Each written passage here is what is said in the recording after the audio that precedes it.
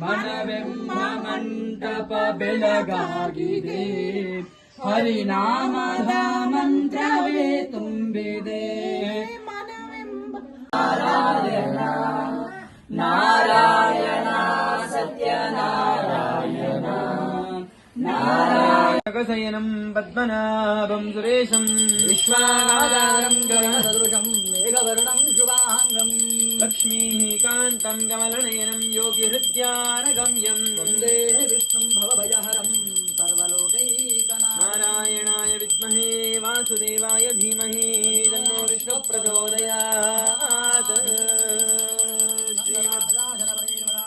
no हि वंशीर्जातवेदो गामस्त्वं वरुषं जगत् अभिप्रदज्ञागयस्यामाः परिपादया मङ्गलाचार्यपरैः मदाचार्यपुरोगमैः सर्वैश्च पूर्वैराचार्यैः तत्तदाया